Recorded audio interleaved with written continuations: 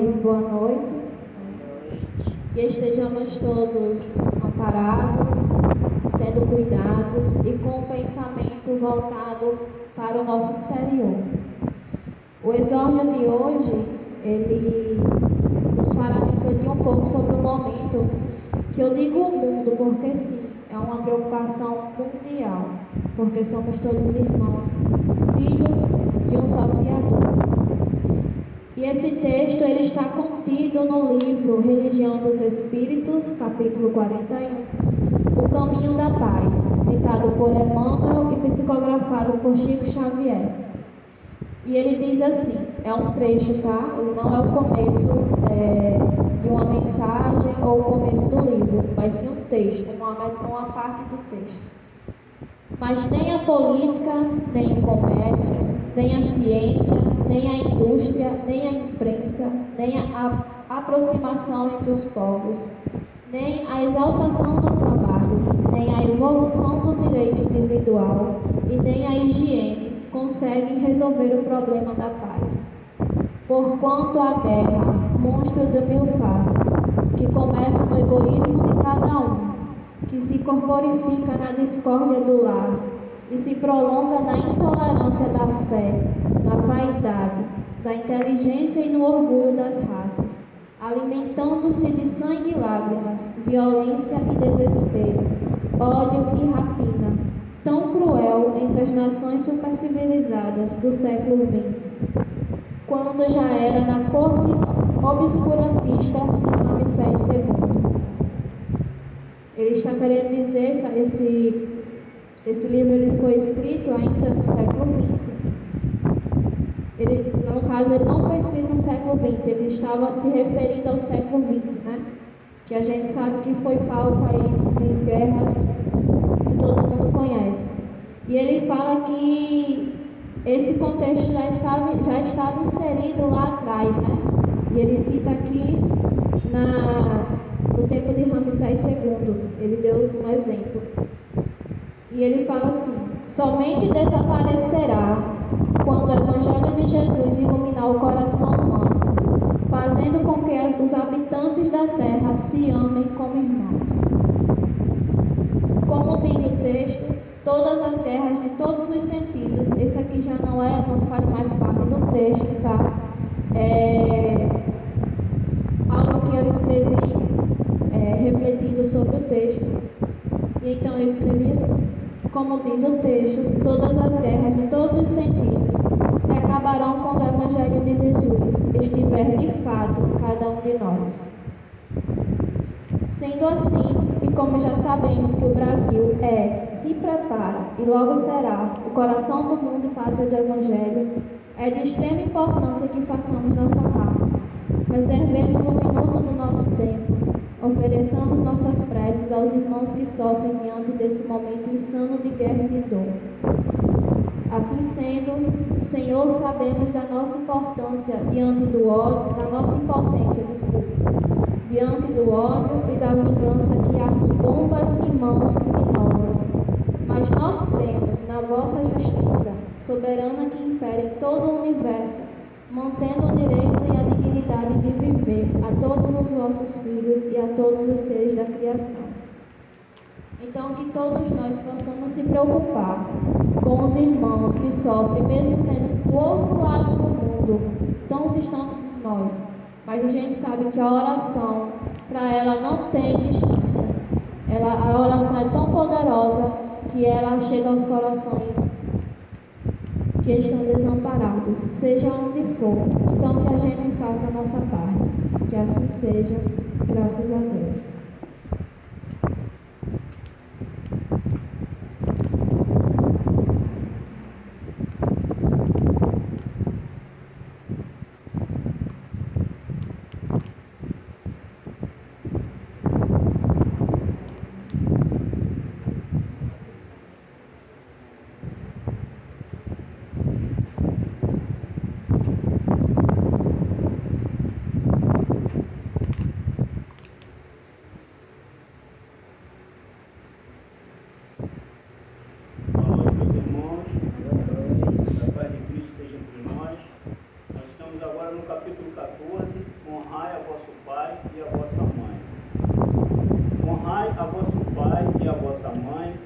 fim de viver de longo tempo sobre a terra, que o Senhor vosso Deus vos dará. É um mandamento, e Kardec se preocupou de colocar este mandamento, descortinar esse mandamento. E qual seria o propósito de uma promessa material de Deus para o povo de Israel, um povo que saía da servidão e se encontrava no deserto, um povo que precisava de leis, que precisava de orientação, mas sobretudo precisava de motivação. E na hora que ele fala verdades da terra, é a terra prometida, e era aquilo que os judeus, era aquilo que o povo hebreu, buscava naquele momento. Então tem essa promessa de uma coisa material, porque naquele momento não se poderia falar de coisas espirituais, porque não havia ainda uma consciência espiritual. Essa consciência espiritual só... Boa noite. Essa consciência espiritual, ela só veio acontecer com Cristo. Então, é feita uma promessa de uma coisa material para motivar um povo que vinha da servidão e se encontrava no deserto. Mas se a gente for um pouquinho adiante, a gente pode olhar também de uma outra forma, assim: honrai a vosso pai e a vossa mãe, a fim de viver de novo tempo sobre a terra que o Senhor Deus vos dará. Em geral, aqueles filhos que não observam as orientações dos seus pais, eles tendem a ter fracasso nas suas escolhas.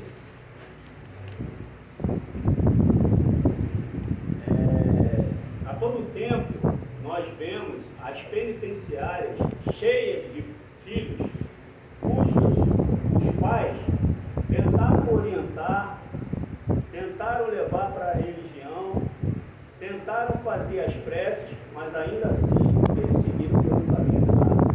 Então a gente pode dar essa outra interpretação também.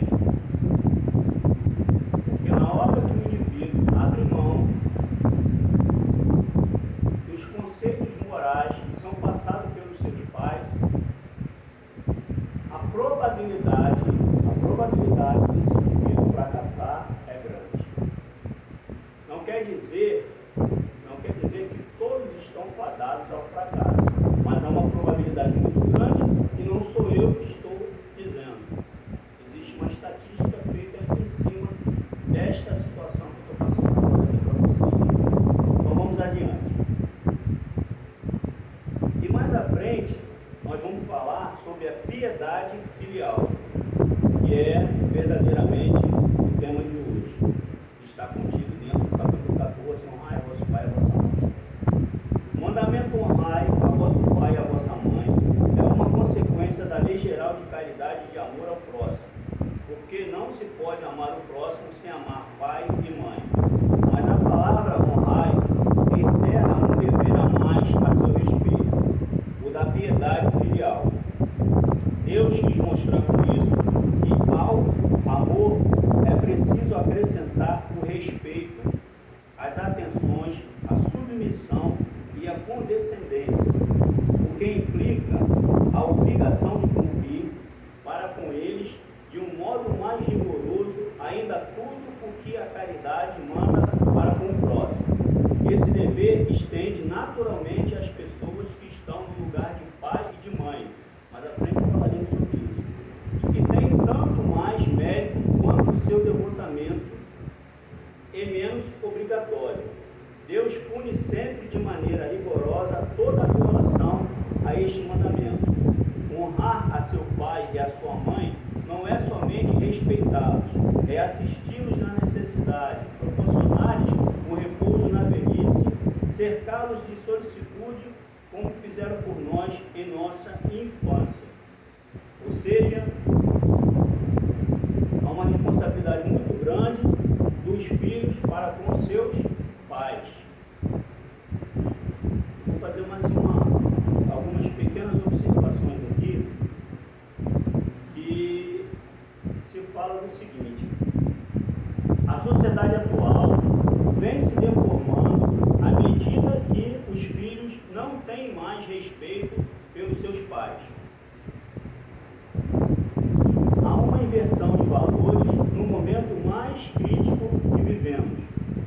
Não há mais autoridade constituída e a religião a todo momento sofre ataques.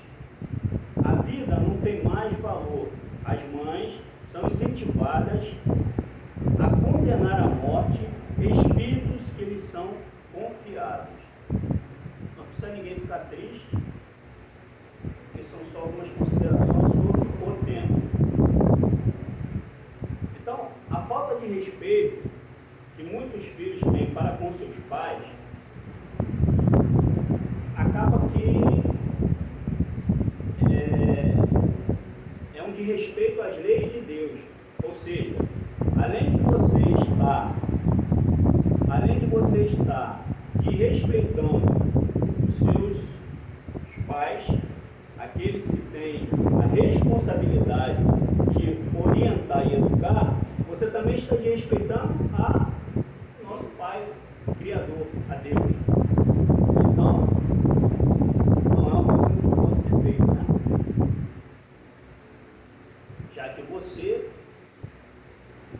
como aquele povo que estava lá no deserto, você quer ter êxito nas suas, vamos dizer assim, nos seus projetos. E na hora que você começa a fracassar no seu primeiro projeto, que são seus pais, a tendência é que haja um efeito dominó e que o restante também vá fracassando. Aí vocês vão dizer assim: então você está dizendo que se eu não for um bom filho, eu estou condenado ao inferno. Não, eu não estou dizendo isso. Eu estou dizendo que, como aquele povo que estava lá no deserto e padeceu, e muitos ali não chegaram à terra prometida, há uma boa possibilidade de que se aconteça isso. Por quê? Porque esta é uma lei que está para orientação e direcionamento de nós, na nossa busca da nossa reforma íntima. E o projeto Reforma Íntima começa a ir a pique, a nossa embarcação começa a fazer água, à medida que você começa a fracassar com os seus pais. Então, eu vou dar uma dica aqui para rapazes e moças. Rapazes e moças que querem começar a sua vida com um namoro, com relacionamentos. Se a moça vai na casa do rapaz e observa que o rapaz não respeita a própria mãe, a probabilidade dessa história de amor não ser muito legal é grande. A mesma coisa acontece com o rapaz que vê a moça que não respeita a própria mãe, os próprios pais. Por que isso? Porque a semente, ela começa a florescer junto àquele que semeou. E se aquela semente começa a se revoltar, nós temos um exemplo da semeadura, que não é o caso agora, mas aquela que é sufocada pelas pedras e não dá frutos, é porque aquela semente que foi jogada ali não conseguiu florescer naquele coração. Aquele coração não estava atento, ou não estava interessado, ou deixou-se levar por outras situações. E nós vamos falar também, como dissemos aqui, vou pedir para que vocês se atentassem aqui para esse pedaço que fala assim. Um pedacinho que diz assim: este dever estende naturalmente às pessoas que estão no lugar de pai e de mãe, e que têm tanto mais mérito quanto o seu comportamento e menos obrigatório. Ou seja, aquelas pessoas que adotaram uma criança. Esses pais, eles têm, como diz aqui, não sei o que está dizendo, eles têm um mérito a mais, vamos dizer assim, por mais que saibamos que no planejamento das encarnações, mesmo aqueles que adotam, que está dentro do planejamento, mas digamos assim, mas eles tiveram um ato bem maior de grandeza para com aquele ser que não tinha com ele aqueles que o geraram. Deu para entender isso? Deu para entender isso? E indo adiante,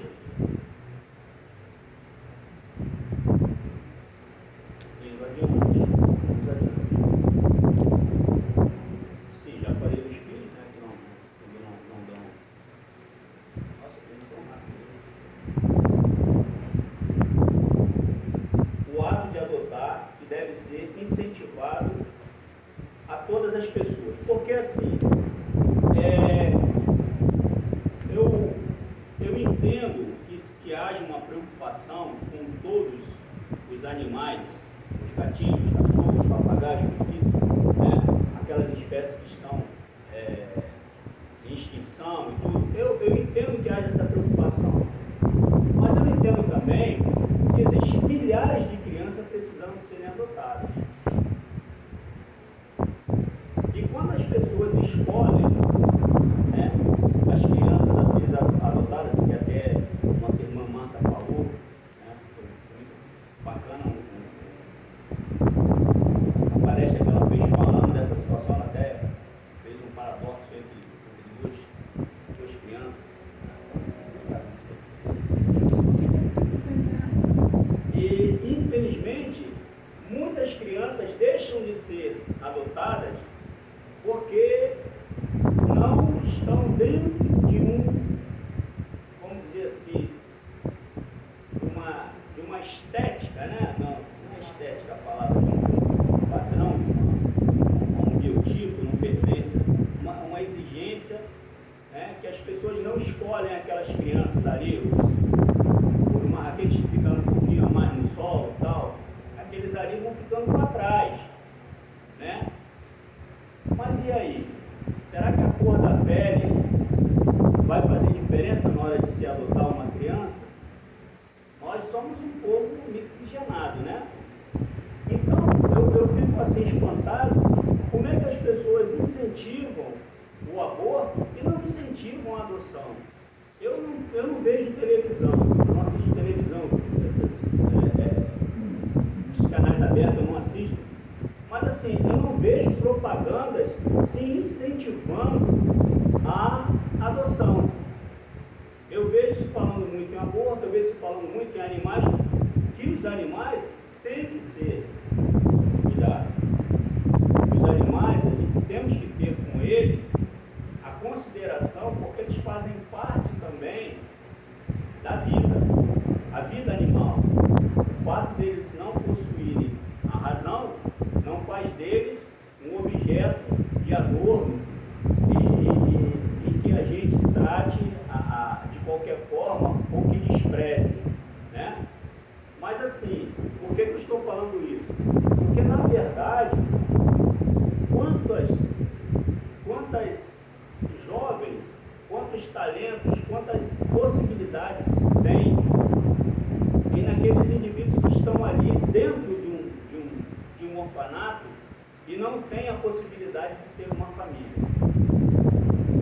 Veja que no começo, a base de tudo, o que fez a sociedade conseguir chegar até hoje, foi porque se criaram os núcleos, as famílias, partindo para as tribos. Essa organização fez com que nós chegássemos até aqui hoje. Não se foi criado o homem para ele estar solto, sozinho, abandonado. É necessário que haja com ele. Os próprios animais, eles têm as crias, né? Os filhotes têm a sua mãe, né? Que cuida deles. Então, por isso a gente observa esta situação que ocorre,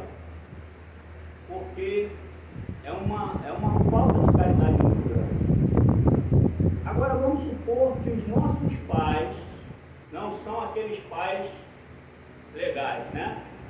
Ou aqueles pais que têm as suas dificuldades, porque somos espíritos, né? Assim, somos espíritos, todos aqui, reencarnamos, o Batman chegou de novo, reencarnamos, e então pode acontecer de uma encarnação que haja uma animosidade entre o pai, a mãe e o filho, entre o pai e o filho, entre a mãe e o filho, ou seja, pode acontecer isso. Por quê? Porque faz parte de um processo na encarnação, mas isso não dá direito a nós, filhos, nos rebelarmos contra os nossos pais, e nem tira a nossa obrigação. Não está dizendo honrai a vosso pai, a vossa mãe, caso eles sejam muito bons. Está dizendo que você deve honrar, independente de qualquer coisa. A obrigação faz com que nós tenhamos uma devoção aos pais, independente daquilo que eles possam ser para nós. Porque só o fato de termos os pais já faz a nossa obrigação. E aí, quando o pai desencarna, quando os pais desencarnam, Igor, o que acontece? Quando os pais desencarnam, encerra-se o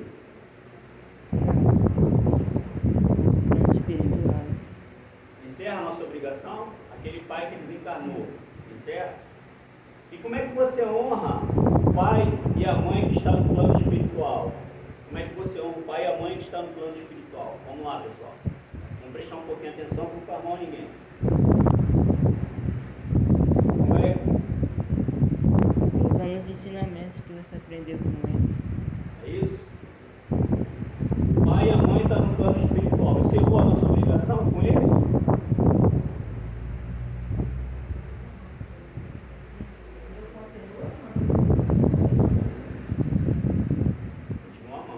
Mesmo porque a gente sabe que não existe a morte, né? Existe uma mudança de plano. Como era o nome dos seus pais? Elza e Pedro. Estão olhando pela senhora. E não se encerra. Eu volta e meia, eu me lembro das coisas que aconteciam quando eu de minha mãe, eu fui criado só com a minha mãe, não fui criado com meu pai, e tive outro pai, no coração, também já desencarnou, que foi meu cunhado, mas enfim, e até hoje eu me lembro da minha mãe. Eu lembro um fato interessante, que acontecia. Minha mãe sempre trabalhou,